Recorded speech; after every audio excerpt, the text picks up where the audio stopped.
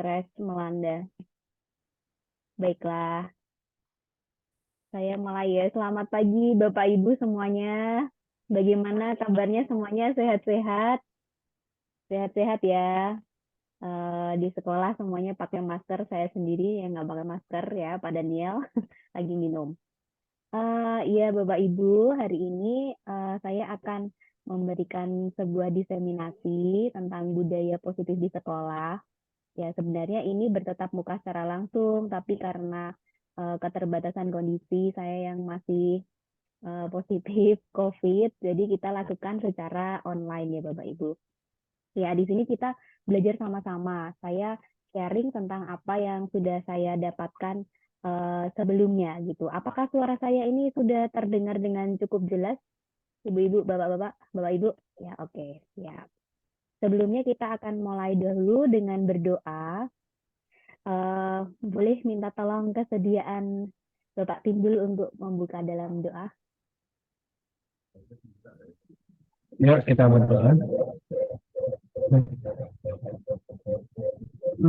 Allah Muhammad ini.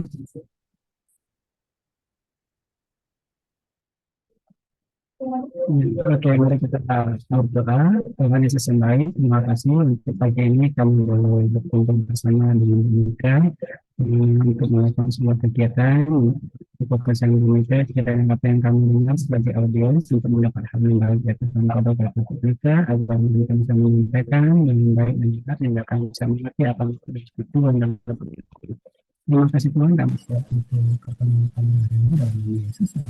Amin. Amin. Terima kasih Pak Timbul. Ya, ini Bapak Ibu nggak lama kok mestinya.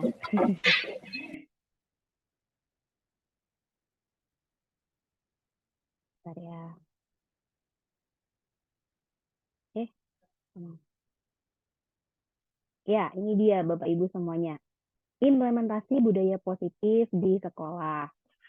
Nah, kalau kita lihat di sekolah kita, coba mari kita mengamati lalu merasakan ya, apakah di sekolah kita ini sudah tercipta adanya budaya positif yang sudah tampak dalam keseharian di kegiatan di sekolah kita ya, Bapak Ibu semuanya. Nah, kenapa sih ini menjadi penting? Ini menjadi penting karena budaya positif ini dapat membuat warga sekolah juga tercermin adanya sikap positif. Jadi bukan hanya untuk anak-anak, tapi juga untuk Bapak Ibu. Nah, materi ini juga sebenarnya bisa juga diterapkan dalam kehidupan keluarga ya. Bapak Ibu yang di rumah ada anak, ada suami atau sebagai suami atau istri, itu juga bisa diterapkan dalam kehidupan keluarga gitu. Nah, saya mau bertanya dulu nih. Menurut Bapak Ibu setuju atau tidak setuju dengan beberapa pernyataan berikut ini, Bapak Ibu? Yang pertama adalah hukuman dapat mendisiplinkan anak. Coba yang setuju mungkin bisa kasih tanda jempol. Ada yang setuju hukuman dapat mendisiplinkan anak. Tidak setuju. Yang tidak setuju boleh kasih tanda love.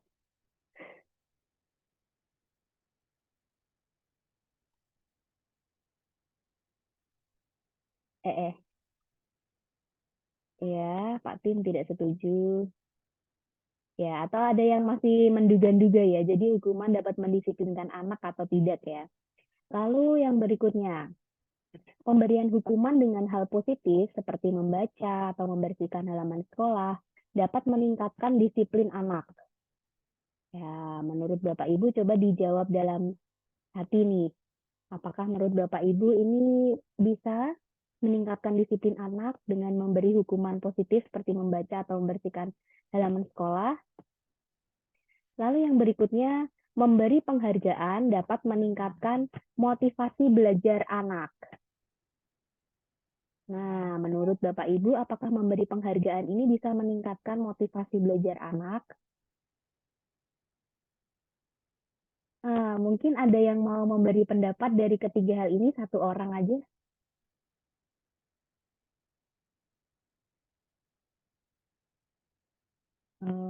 Siapa yang mau memberi pendapat? Boleh. Bebas deh.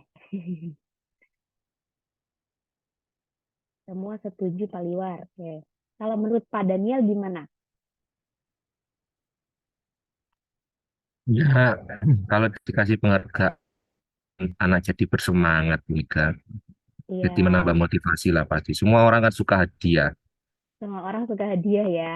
Nah, jadi apa apa nih motivasinya? Nah, nanti kita akan kulik lagi. Terima kasih pendapatnya Pak Daniel dan Pak Liwar. Kita akan kulik lagi nih apa namanya motivasinya yang seperti apa nih yang benar nih motivasinya gitu ya. Ya, kita tampung dulu ya ini ya, setuju atau tidak setuju, itu saja. Nah, sebenarnya apa sih itu disiplin? Kalau kita dengar kata disiplin, apa yang pertama kali muncul dalam pikirannya Bapak Ibu ketika mendengar kata disiplin mungkin?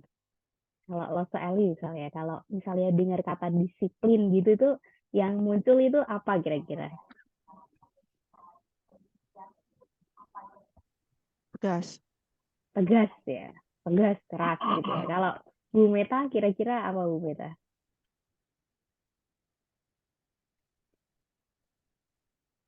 Sama si di mute Bu Meta.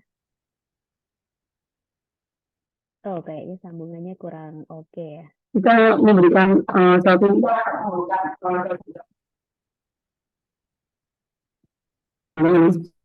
Iya, menjadikan anak tertib kata Pak Liwar. Jadi tertib gitu ya Bu Meta ya, menertibkan atau membuat jadi tegas. Nah, tapi kadang-kadang kalau wah anaknya didisiplinkan gitu ya, berarti kayak semacam wah dihukum gitu ya, wah anaknya sedang dihukum gitu, didisiplinkan. Ada hubungannya dengan tata tertib kata Pak Liwar. Nah, Kok aku kita mana sih? sebelumnya kita Aku udah ngomong. oh, Pak Liwar ngetik Pak. Oh Bunar Loh, salah. Pak wah Bunar dari ternyata tadi. ya ya maaf Pak Liwar. Aku lo diam dari tadi. Oh diam ya. Baik-baik. Bunar ternyata yang menjawab menjadikan anak tertib. Nah, sekarang kita akan bermain ya.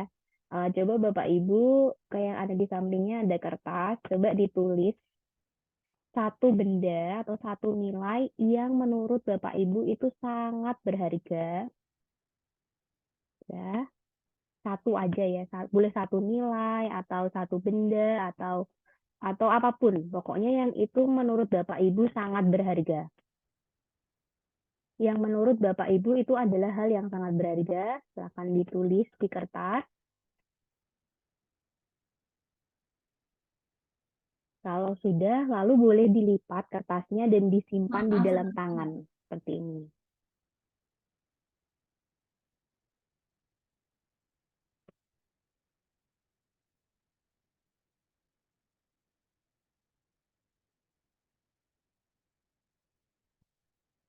Sudah.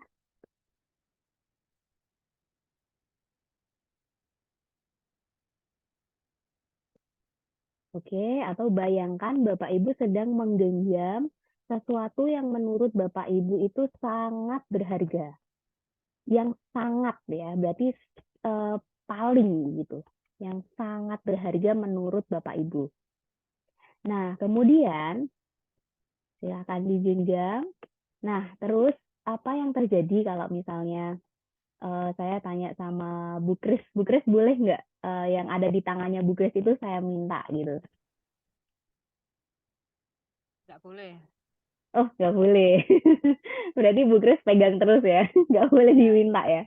Saya kasih uang deh, Nggak boleh, Bu. nggak boleh. Saya kasih apa yang Bu Kris mau deh, Nggak boleh. nggak boleh. Pokoknya nggak boleh terus ya. Atau punyanya Miss Ida boleh nggak yang di genggamannya Miss Ida itu saya tukar dengan jalan-jalan ke Qatar nonton Piala Dunia. Enggak, saya juga bisa pergi. Udah bisa pergi nonton di Qatar ya. Oke. Nah, jadi ketika tadi yang punya kita yang punya apa sesuatu yang sangat berharga mau ditukar dengan apapun, Bu Grace sama Miss Ida nih nggak mau gitu ya, nggak mau ngasih. Nah, tapi bisa nggak sih suatu saat misalnya kita memberikan itu kepada orang lain atau membukanya gitu? Bisa nggak kira-kira? Bisa dibuka. Sebenarnya, iya, sebenarnya kali buka ya bisa juga ya. Jadi siapa yang sesungguhnya memiliki kontrol untuk membuka adalah ya siapa nih? Kita sendiri ya. Kayak ya kalau misalnya kita mau buka ya kebuka. Tapi kalau dengan apapun nggak mau kayak dikasih tiket ke Qatar, mau dikasih apapun kalau kita nggak mau ya nggak akan terbuka. Jadi yang memiliki kontrol sesungguhnya itu adalah diri kita sendiri. Diri kita yang bisa mengontrol tentang apa yang kita percayai atau sesuatu yang membuat menurut kita itu sangat berharga.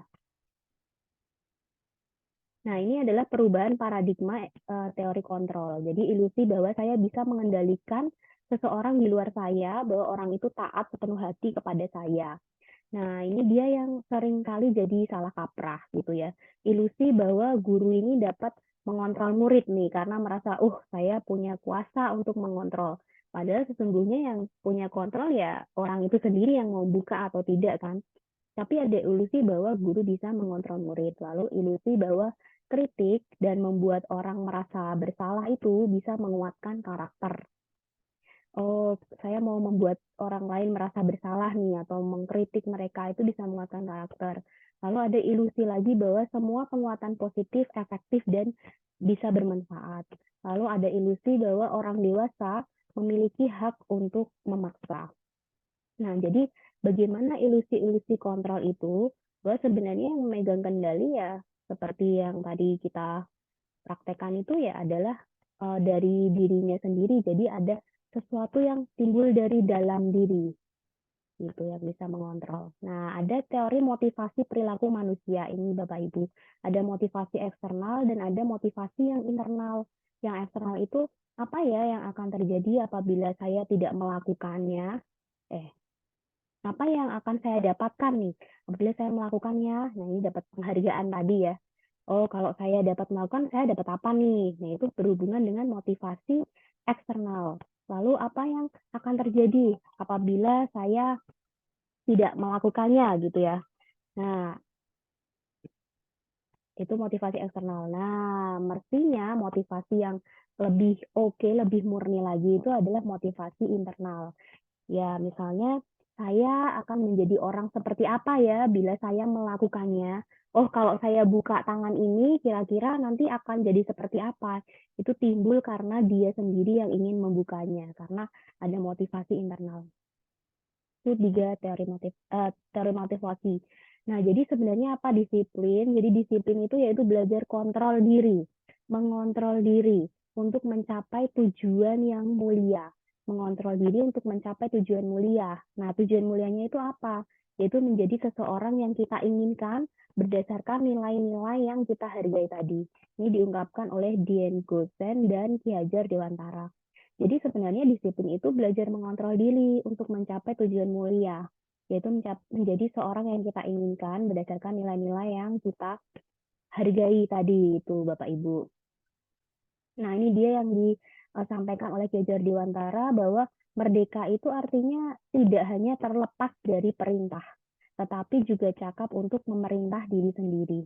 Jadi, merdeka tidak hanya lepas dari perintah penjajah, tapi dia yang merdeka adalah dia yang cakap untuk memerintah dirinya sendiri tanpa dipengaruhi orang lain. Jadi motivasinya itu adalah motivasi yang timbul secara intrinsik dari internal dirinya sendiri. Nah, disiplin tadi waktu awal kita sempat brainstorming ya, disiplin itu apa sih kaitannya gitu ya. Disiplin itu dari kata bahasa Latin disiplina yang artinya belajar atau yang kadang kita juga sering pakai discipleship ya, pemuritan gitu. Nah, disiplin ini sebenarnya ada artinya adalah positif, ada kata belajar di sana. Nah, tapi seringkali dalam budaya kita, tadi kalau kita dengar kata disiplin, itu jadi maknanya jadi bias ya, jadi kayak harus patuh gitu, teratur, tertib, ya itu benar sih. Tapi kecenderungan umumnya adalah jadi, didisiplinkan. Ada hal yang membuat nggak nyaman gitu. Oh, berarti dihukum gitu. Bukan dengan apa yang kita hargai atau pencapaian suatu tujuan mulia. Nah, kecenderungan umumnya menjadi maknanya itu menjadi melenceng karena akhirnya kalau nggak taat peraturan ya kamu didisiplinkan, ya kamu akhirnya dihukum, gitu, akhirnya menerima sanksi seperti itu. Nah, apakah menerima sanksi, dihukum itu membuat motivasi intrinsik atau motivasi internal tadi itu timbul atau justru menjadikan hal yang lain? Nah, ini adalah perbandingan bentuk hukuman di 9 negara. Coba kalau kita amati ya, di Indonesia ini sangat cukup tinggi ya hukuman yang yang terjadi untuk anak-anak gitu ya, ini di Indonesia. Jadi sangat cukup banyak juga gitu bentuk-bentuk hukuman di negara-negara ini. Nah, mari kita kaji ulang. Jadi sebenarnya hukuman itu apakah memberikan penguatan motivasi secara internal atau dia lebih ke motivasi secara eksternal? Nah, mari kita kaji tentang ketiga hal ini, Bapak Ibu. Hukuman, konsekuensi, restitusi. Nah, apa sih yang menarik di sini? Kalau hukuman tuh sifatnya tidak terencana dan bentuknya satu arah, psikis gitu ya. Kalau konsekuensi itu sifatnya sudah terencana dan sudah disepakati. Biasanya dibuat guru untuk memonitor. Oh, kalau ada ini, konsekuensinya apa nih? Karena sudah terencana dan lebih ke guru yang memonitor muridnya. Nah, yang paling menarik adalah bagian ketiga, yaitu restitusi. Nah, restitusi ini murid itu berupaya memperbaiki kesalahannya secara intrinsik. Jadi, memperbaikinya adalah motivasi yang ditumbuhkan adalah motivasi internal. Gimana ya caranya supaya saya tidak mengulangi lagi pelanggaran ini misalnya. Nah, restitusi ini dilakukan secara berkolaborasi dengan guru. Jadi guru ini di sini kayak menggali supaya timbul adanya motivasi secara internal ya, motivasi intrinsik yang muncul dari dirinya. Nah, dari ketiga hal ini tentu saja tujuan kita adalah ini ya, Bapak Ibu, restitusi. Bukan hanya sekedar hukuman atau konsekuensi, tapi restitusi. Nah, memang kadang kala sebagai guru saya sendiri ya, kadang masih terjebak di konsekuensi. Nah, peraturannya apa? Kamu gimana dong? Misalnya seperti itu. Nah, ini dia perbedaannya. Mungkin bisa dilihat lebih jelas di sini ya, apa perbedaannya hukuman, konsekuensi, dan restitusi. Nah, kalau restitusi itu tentunya disiplin yang positif. Nah, sekali lagi tadi Bapak Ibu yang barusan datang, sebenarnya materi ini bukan hanya bisa diterapkan untuk anak-anak di sekolah, tapi juga penguatan kepada anak-anak kita sendiri yang di rumah gitu. Bagaimana treatment supaya yang kita lakukan itu disiplinnya adalah disiplin yang positif atau restitusi. Nah, kalau disiplin restitusi itu pilihan ya. Terus membuat apa nih? Menguatkan murid untuk jangka waktu panjang. Lalu restitusi korban mendapatkan ganti, lalu murid mendapat penguatan. Kalau hukuman kan anaknya yang tersakiti gitu ya. Kalau konsekuensi murid bisa saja tidak nyaman. Nah, kalau di restitusi murid belajar bertanggung jawab untuk perilakunya. Kalau konsekuensi ya tadi memonitor, memerlukan monitoring dan supervisi dari gurunya yang mungkin kalau istilahnya jadi polisi gitu ya. Kalau hukuman, sistem tidak akan berjalan bila muridnya nggak takut. Kalau muridnya nggak takut ya nggak terjadi hukuman ini. Peraturannya adalah kalau hukuman peraturannya adalah kamu harus. Tapi kalau konsekuensi kita akan tanya apa peraturannya. Mampu nggak kamu melakukannya? Terima kasih. Kalau restitusi, apa sih yang kamu yakini yang benar itu sebenarnya seperti apa? Lalu kita bisa tanya, apa yang bisa kamu lakukan untuk memperbaiki masalah ini? Nah, ketika demikian, berarti dia sendiri yang berpikir gimana caranya, bukan kita yang memberi solusi, tapi dia yang berusaha mencari solusi. Lalu restitusi adalah fokus pada pemecahan masalah jangka waktu panjang, lalu dampaknya adalah di restitusi itu murid menghormati dirinya sendiri dan juga orang lain, di konsekuensi murid menghormati peraturan. Kalau ini hukuman jadi membenci peraturan karena merasa dia dihukum. Nah, tadi ada pertanyaan menarik di awal tentang penghargaan. Nah, sebenarnya penghargaan ini ya oke-oke saja ya. Saya waktu ikut ini juga sempat kayak, wah iya sih. Lalu saya jadi mengubah strategi gitu. Misalnya waktu ngajar, Bapak Ibu sering nggak saya kasih poin nih yang bisa jawab, saya kasih poin gitu ya. saya kasih poin keaktifan misalnya. Tapi ternyata poin keaktifan itu justru merusak. Merusak apa? Merusak motivasi intrinsik. Karena ketika saya nggak kasih poin, dia nggak mau jawab gitu. Siapa yang tahu ini jawabannya apa? Tanya dulu. Dapat poin nggak? Gitu. Terus kalau saya, ya jawab aja, kamu kan jadi bisa. Oh nggak usah deh. Jadi nggak mau. Akhirnya penghargaan itu merusak motivasi intrinsik. Atau kepada anak-anak kita yang ada di rumah. Mama kasih kamu uang 100.000 kalau kamu berhasil dapat 100 di ulangan ini misalnya ya. Lalu berikutnya, aku dapat apa kalau aku nilainya dapat 100 misalnya. Kalau nggak dikasih, itu bisa merusak motivasi intrinsik. Jadi dihukum oleh penghargaan. Harus sangat berhati-hati tentang adanya pemberian penghargaan. Karena penghargaan itu dapat mempengaruhi jangka panjang dan jangka pendek tadi ya. Di jangka panjangnya akhirnya dia rusak motivasinya. Lalu menghukum karena merasa kalau nggak dapat hadiah itu terhukum gitu. Bisa mengurangi ketepatan karena dia nggak serius. Karena motivasinya bukan secara internal, secara intrinsik, tapi secara eksternal. Nah, penghargaan bisa juga tidak efektif. Bisa merusak hubungan karena jadi berebut gitu ya. Lalu menurunkan kualitas, bisa mematikan kreativitas. Nah, maka kita perlu berhati-hati tentang pemberian penghargaan. Gitu. Nah, akan lebih baik lagi ketika kita bertanya di dalam kelas siapa yang bisa, lalu kalau udah terlanjur ya kayak kemarin saya udah terlanjur memberikan poin gitu sebelum-sebelumnya, ketika setelah itu ya saya berikan penguatan. Kalau kamu belajar menjawab, akhirnya kamu bisa berlatih untuk mengetahui nih saya benar atau salah. Jadi kita bisa koreksi diri. Kamu belajar untuk berani berbicara di depan umum, gitu misalnya. Apa keuntungannya? Nah, kita sekarang bicara tentang keyakinan kelas. Saya agak cepetin ya ibu-ibu, bapak ibu. Keyakinan kelas. Nah, tadi kita sudah ada di sini nih. Tentang disiplin itu apa, terus ada teori motivasi yang 3 tadi ya. Yang paling kita lihat kan sebenarnya untuk menghargai diri sendiri. Bukan hanya untuk menghindari hukuman, bukan untuk mendapat imbalan, tapi untuk menghargai dirinya sendiri.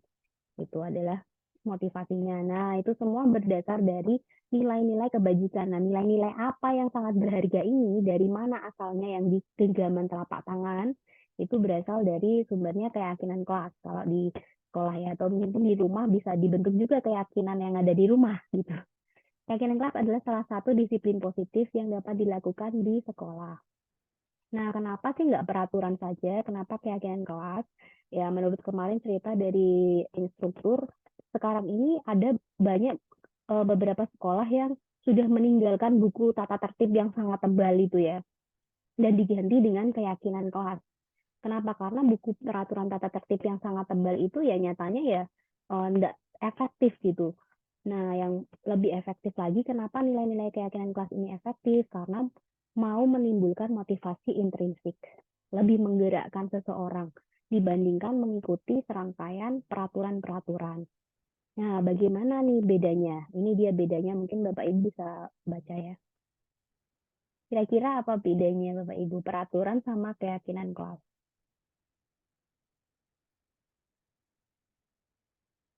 Iya, apa bedanya kira-kira ya? Yang ini keyakinan kelas, yang ini peraturan.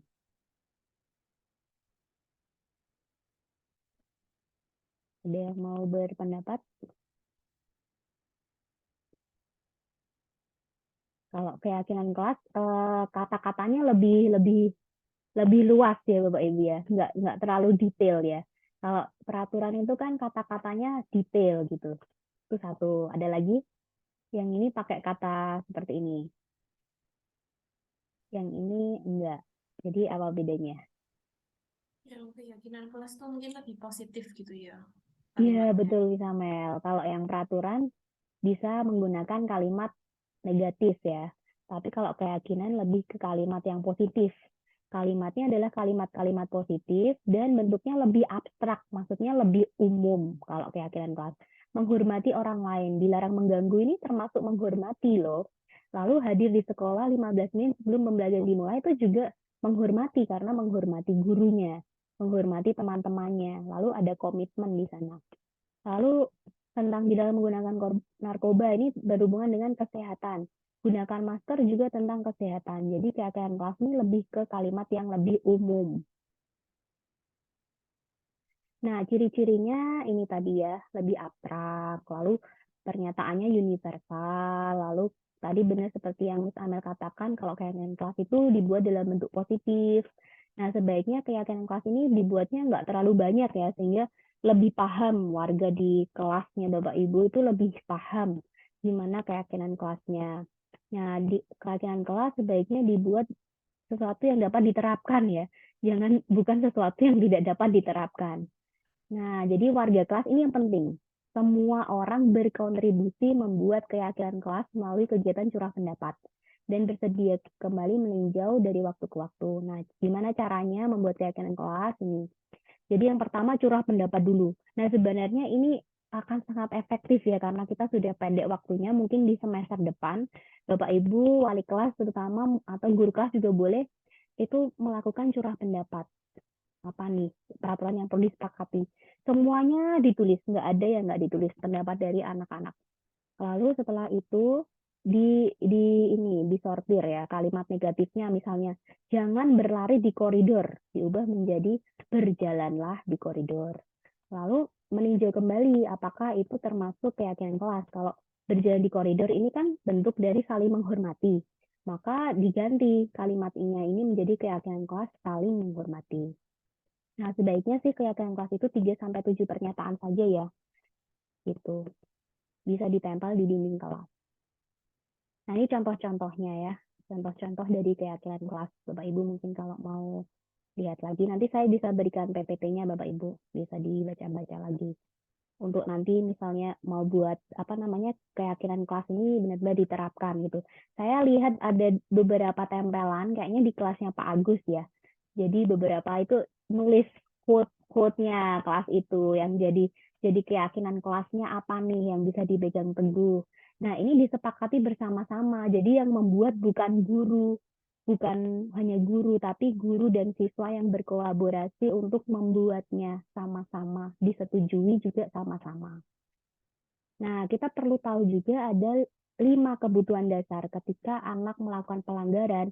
Mungkin ada kebutuhan dasar yang tidak terpenuhi. Nah, itu bisa ada kasih sayang yang nggak terpenuhi, atau bisa penguasaan, bertahan hidupnya yang tidak terpenuhi, atau kebebasan, atau kesenangannya. Nah, kita perlu peka sebagai guru, apa sih kebutuhan dasarnya yang tidak terpenuhi ketika dia melakukan pelanggaran. Nah, ini menarik Bapak Ibu. Coba Bapak Ibu lihat Bapak Ibu ini posisi kontrolnya, kalau ngajar di sekolah itu lebih seperti sebagai apa? Ya, ini juga bisa terjadi di rumah. Sebagai seorang ibu di rumah atau seorang ayah, bapak, papa di rumah, lebih banyak sebagai apa nih? Sebagai penghukum, atau pembuat orang merasa bersalah, atau teman, atau pemantau, atau manajer. Nah, coba diresapi ya. Kita ketika ada anak-anak kita melakukan pelanggaran, kesalahan, kita lebih banyak sebagai apa? Nah, tentunya yang paling bagus ya ini ya Bapak Ibu, kita tentunya menujunya pengennya ke sana. Tapi kalau saya pribadi, kadang dengan murid di kelas, kadang masih di sini, kadang-kadang di sini, kadang juga pernah di sini gitu ya. Seringnya jadi ini, jadi teman. Tapi jadi teman itu juga belum maksimal, belum bagus, belum baik gitu ya. Yang paling baik tentunya jadi manajer. Nah, kalau jadi teman, hasilnya murid-murid kita bisa ketergantungan. Contohnya seperti apa sih? Misalnya kayak ada yang melakukan pelanggaran gitu di kelas. Lalu kita bilang, ayolah, lakukanlah demi saya lah. Masa kamu nggak mau bantu saya sih? Nanti saya dimarahi kepala sekolah loh. Nah, seperti itu. Seperti teman. Nah, tapi seperti teman itu dapat membuat murid kita jadi ketergantungan. Dan akhirnya bisa, membuat dampaknya lemah, tidak mandiri, dan tergantung. Nah, kalau jadi manajer, kita akan cenderung untuk berkata, apa yang kamu yakini? Apa yang bisa kamu kerjakan untuk memperbaiki masalah ini apa?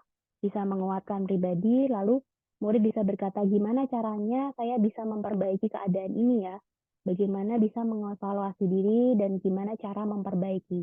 Jadi muncul motivasi intrinsik. Motivasi internalnya itu dimunculkan dengan cara mengajukan pertanyaan. Tapi kalau penghukum, begitu datang udah langsung. Kalau kamu nggak melakukan, awas ya, rasakan nanti. Gitu. Nah, hasilnya anaknya akan jadi bisa mengulangi kesalahan. Atau bisa, biarin aja, nanti juga marah-marah lagi. Gitu. Atau memberontak. Atau misalnya anak kita di rumah, misalnya. Oh, kita udah ceramah terus. Seharusnya, aduh, ibu kecewa loh. Mama kecewa kalau kamu seperti ini, gitu misalnya. Nah, kamu harusnya sudah tahu, ibu lelah sekali, ibu stres. Nah, jadi membuat anak merasa bersalah. Nah, hasilnya adalah anak jadi rendah diri karena dia merasa disalah-salahin terus. Oke, kalau pemantau itu lebih ke, ayo, peraturannya apa? Kamu gimana? Gitu misalnya. Nah, kadang kala kita masih terus berproses ya. Nah, kita mau berproses untuk menjadi seorang manajer ya Bapak Ibu. Nah, ini dia beberapa kalimat pernyataan yang dilontarkan ya sebagai pembuat rasa bersalah seperti ini. Kalau penghukum, ini kalau teman, ayolah lakukanlah demi saya gitu. Pemantau misalnya. Lalu penghukum. Ya, mari kita jadi manajer. Bagaimana kamu bisa menyelesaikan masalah ini? Kita mau menimbulkan motivasi-motivasi intrinsik. Nah, yang terakhir, ini bagian terakhirnya, kita melakukan segitiga restitusi. Restitusi tadi adalah proses menciptakan kondisi bagi murid untuk memperbaiki kesalahan, sehingga mereka bisa kembali diterima di kelompoknya dengan karakter yang lebih kuat. Ini diungkapkan oleh dosen. Nah, ini ciri-cirinya. Restitusi itu bukan untuk menebus kesalahan, tapi untuk belajar dari kesalahan yang terjadi. Restitusi itu untuk memperbaiki hukuman, dia bukan tawaran atau paksaan. Restitusi itu menuntun untuk melihat dalam diri dan mencari kebutuhan dasar yang mendasari tindakan. Tadi kebutuhan dasar apa yang belum terpenuhi nih? Gitu. Restitusi diri adalah cara paling baik. Lalu fokus pada karakternya, bukan tindakannya. Karakter apa yang diubahkan, lalu menguatkan, lalu fokus pada solusi, solusinya apa, lalu mengembalikan murid yang bersalah pada kelompoknya. Ada,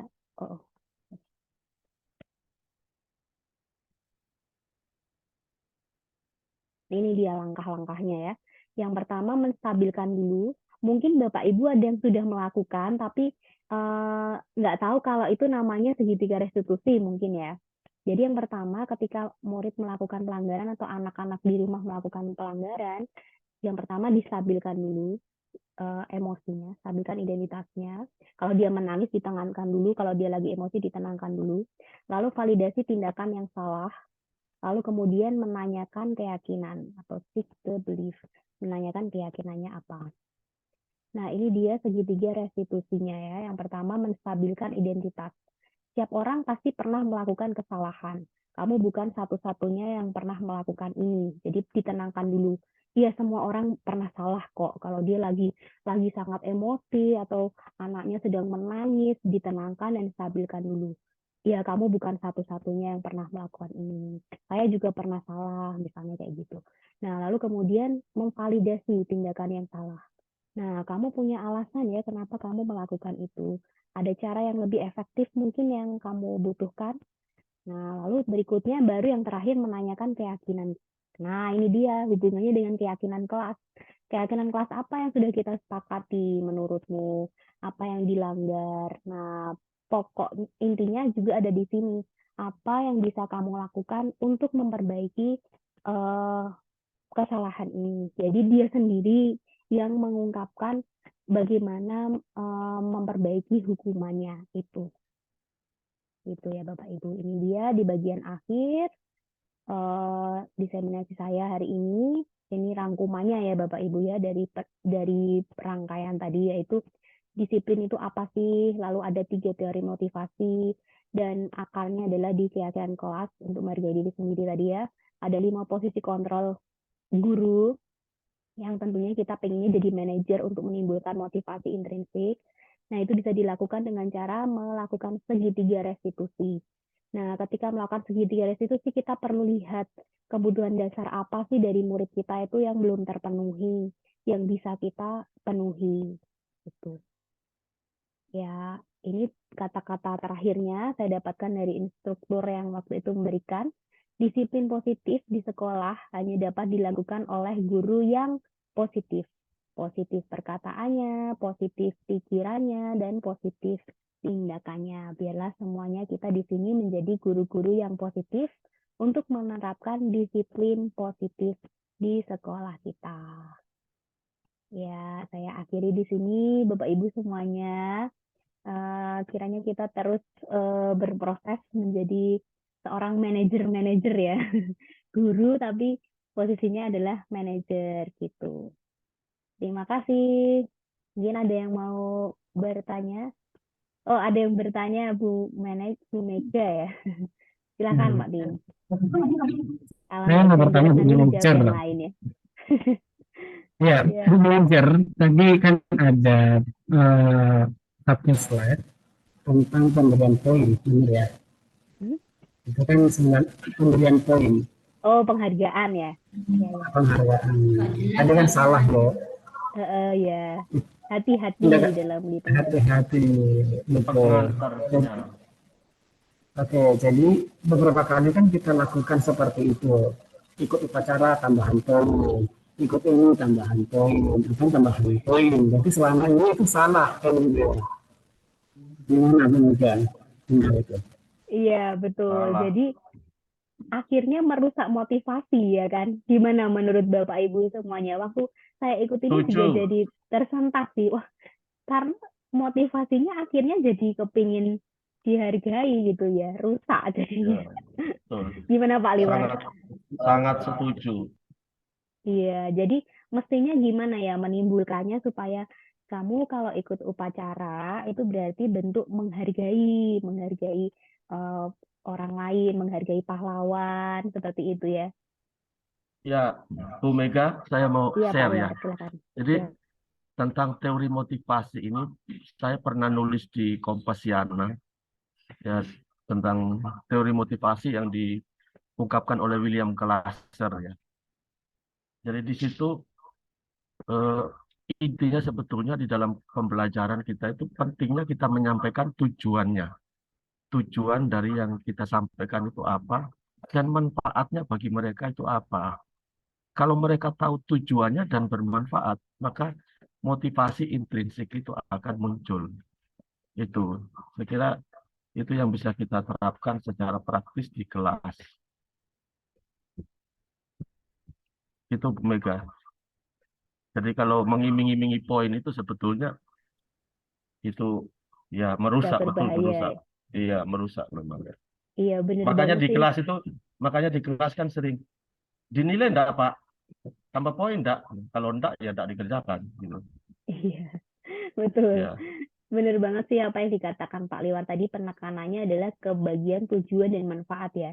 Kalau di awal ada tujuan yang jelas dan dia tahu manfaatnya dengan jelas, maka itu bisa menguatkan dia, motivasi intrinsiknya itu keluar. Nah, kapan hari waktu ada seminar, waktu ada pembelajaran tentang ini, ada yang bertanya, ya Bu, tapi loh saya ini ada anak yang melanggar, sudah ditimbulkan motivasi intrinsiknya, tapi ya masih aja terus gitu ya. Ya memang itu nggak semudah membalikkan telapak tangan sih, butuh proses. Nah, mungkin buahnya belum kita petik sekarang. Buahnya bisa jadi dipetik kemudian berapa lama lagi. Nah, tapi di sini yang kita mau tekankan adalah sebuah prosesnya. Proses bahwa motivasi itu timbul dari dirinya, dia yang ingin memperbaiki pelanggaran, ya seperti yang kapan hari pernah saya sempat lakukan ya, ada murid yang melakukan pelanggaran, lalu saya bertanya, jadi bagaimana supaya ini semua bisa tidak terulang lagi. Menurutmu cara apa yang bisa kamu lakukan? Jadi dia memikirkan sendiri gitu. Kayak anaknya siapa ya? Anaknya Buani kayaknya. Dia bajunya basah sekali karena habis olahraga main tenis meja terus mau masuk kelas itu dikunci sama gurunya. Dia nggak bisa masuk. Nah, terus saya tanya, distabilkan dulu emosinya. Tadi kan langkahnya stabilkan dulu emosi, lalu ditanyain, menurutmu itu benar apa tidak, dan dia tahu itu salah, itu kuncinya. Kalau saya bertanya, bagaimana caranya supaya bisa hal ini dapat diselesaikan permasalahan ini, lalu dia sendiri yang memikirkan gimana solusinya, dia sendiri yang berusaha melakukannya. Meskipun pada nanti akhirnya dia akan gagal, tapi dia berproses untuk memunculkan yang ingin dia perbaiki itu timbul dari dirinya sendiri, gitu sih Bapak Ibu. Iya, itu saja dari saya, Bapak Ibu. Ada Kiranya pertanyaan lagi, Bu Beka. ada lagi, silakan. Ya, Ya. mungkin bisa ditampilkan yang tabel perbandingan negara tadi ya, yang komparasi ya. Oh, oke. Tentang hukuman ya. Ya. Yang tabel perbandingan hukuman di negara-negara tadi itu. Ini ya. Ya, ini yang itu. Ya. Ya, Bapak Ibu, kalau kita lihat ini yang hukuman fisiknya tinggi itu kok berbanding lurus dengan kemajuan negara itu gitu ya. Gimana? Ini yang harus apa ya, direnungkan. Kok hukuman fisik itu kok bisa membuat negara itu maju gitu. Lihat aja Korea itu, apalagi itu. Iya, Ini Korea ya maksudnya apa ya. ya? Iya. Iya, Ya, benar kan itu ya. Iya. Ini tapi di tahun 2005 sih, Pak. Iya. Ya, Itu mungkin kan, kita bisa apa namanya? teliti Tapi- lagi ayo ya. siapa? Dampaknya Silakan bukan yang mau berkomentar. sekarang ya. Tapi Berapa tahun lagi. dampak negatifnya banyak Pak. Anak di sana banyak yang bunuh diri karena terlalu banyak tekanan seperti itu dibandingkan di Indonesia dengan remaja itu anak sekolah. Gimana? Pak, negatifnya juga besar. Tingkat kemajuan secara ekonomi memang negara itu oke gitu kan. Tapi kalau melihat misalnya tingkat bunuh diri karena terlalu banyak tekanan itu yang lebih tinggi dibanding di Indonesia seperti itu. Nah, kalau di Indonesia kan tidak terlalu ada, tapi tidak seperti di negara mereka. Ini sifatnya. Plus minusnya ada. Iya, plus minusnya ada ya. Jadi mungkin dampaknya nggak sekarang, tapi berapa lama lagi gitu. Ya, mungkin ada lagi yang mau berpendapat atau mau Saya. bertanya. Ini Bu Yuk, Grace nih. langsung. Saya. Ya, Bu Grace. silakan, Grace. Ya, intinya yang saya tahu bahwa sama sih pelajaran PPKN itu kesadaran hukum itu penting gitu ya. Sama dengan tadi kesadaran dalam tata tertib itu yang penting adalah kesadaran.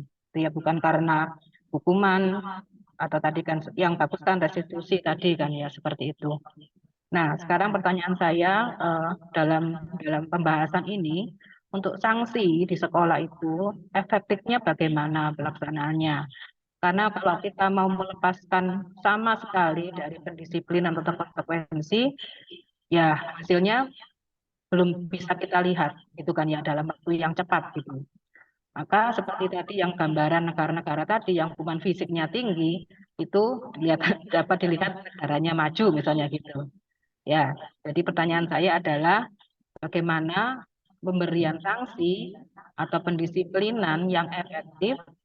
Jadi sementara kesadaran untuk mentaati peraturan itu dibentuk atau ditumbuhkan, tapi tetap harus ada sebuah cara untuk mendisiplinkan mereka, ya. Karena kalau hanya menunggu kesadaran, maka itu sekali lagi kan butuh waktu yang sangat panjang. Kalau kesadaran misalkan baju basah, tahu nanti akan jadi nggak sehat, akan sakit, itu oke. Tapi kalau kesadaran yang belum terbentuk itu akhirnya melanggar hak orang lain, nah itu kan harus ada sesuatu yang harus alat untuk menegakkannya atau alat sanksinya itu harus ada yang diatur oleh sekolah. Maka seefektif apa sih sanksi-sanksi yang disarankan dalam apa sih tema hari ini itu apa tadi? Budaya positif Ya, sekolah. positif. Gitu. Oke, terima kasih. Ya, terima kasih Bu Grace. iya bener sih, maksudnya karena Pak restitusi Kris itu nggak ikut ya? hari ini iya nggak ikut.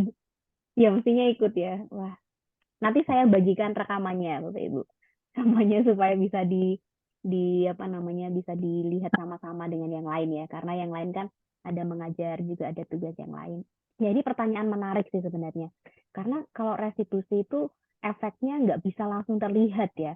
Karena butuh proses. Sementara ini harus langsung cepat misalnya pelanggarannya pelanggaran yang sangat berat gitu misalnya ya.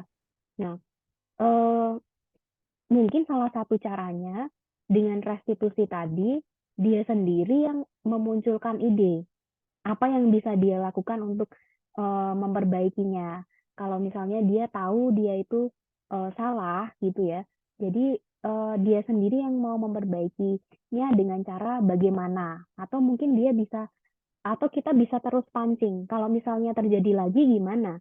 Apa yang kamu akan lakukan gitu ya. Jadi itu munculnya dari dirinya sendiri gitu. Dari apa yang dia akan lakukan sendiri kayak misalnya kemarin waktu ada kasus ya sama guru gitu, guru A ditegur diminta ke toilet tapi dia lari terus gitu. Terus saya tanya, gimana supaya next time ini tidak terjadi lagi gitu. Lalu dia berpikir, ya udah kalau gitu, kalau nggak dibolehin, saya pipis aja di kelas. Ya dia jawabnya seperti itu. Lalu saya tanya lagi, ya jadi menurutmu itu solusi atau tidak gitu? Ya enggak sih. Terus dia sadar sendiri kalau itu bukan solusi gitu. Nah gimana solusinya dong supaya next time kejadian ini tidak terulang. Menurutmu apa yang harus kamu lakukan? Kalau dia pikir, oh ya saya akan kami akan pipis di dua lantai gitu. Dia bilangnya seperti itu.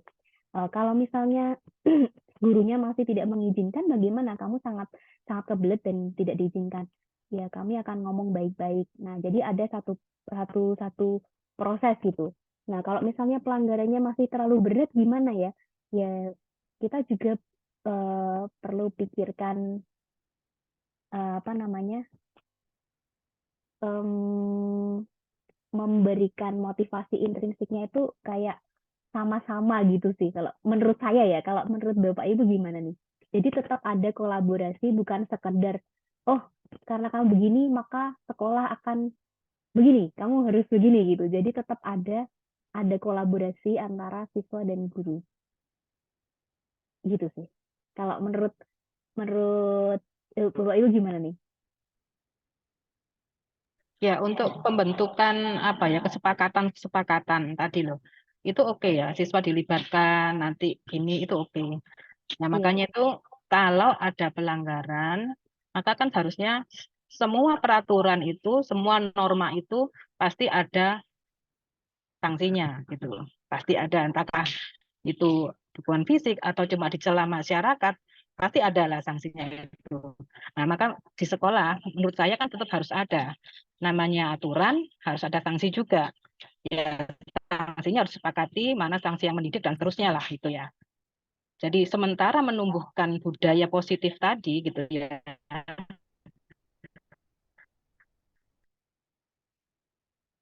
maka peraturan itu adalah sanksi gitu.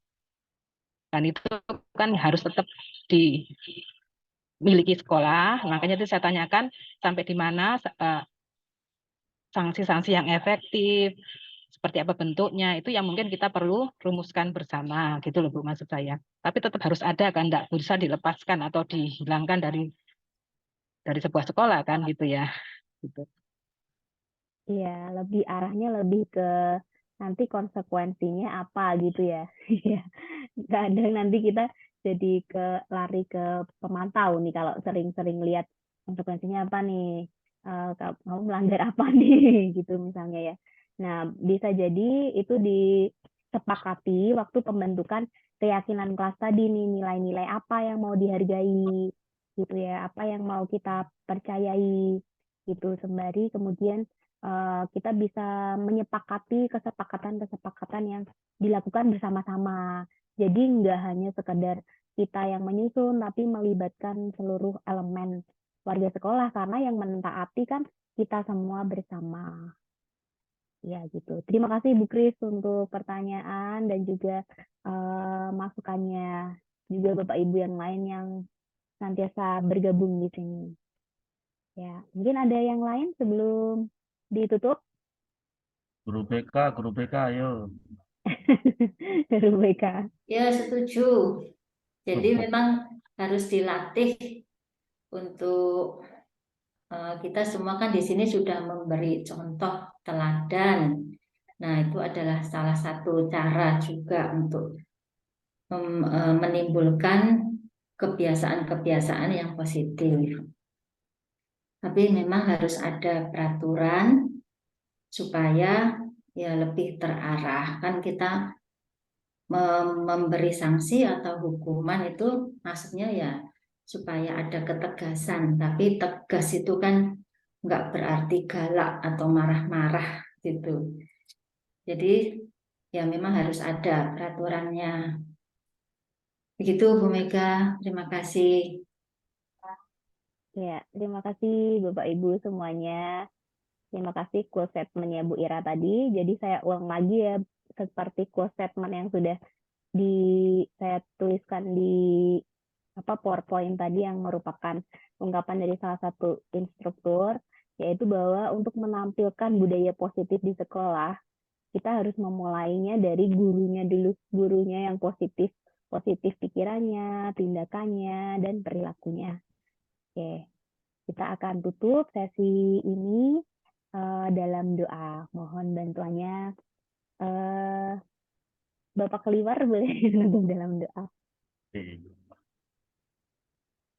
Ya, terima kasih Bu Manajer.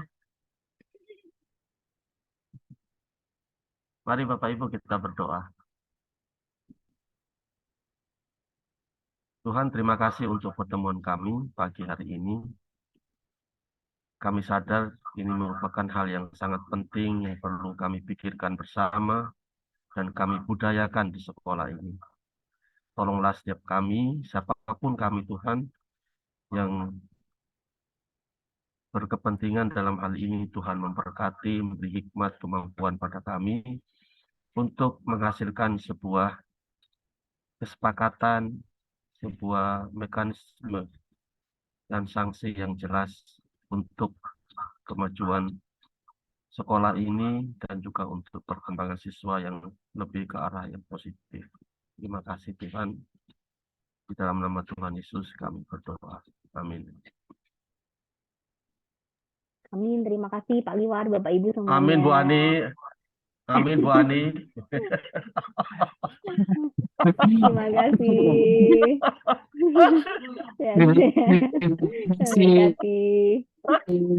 Terima kasih Bu Mega. Sama-sama Bu Ira. Terima kasih. Bye-bye.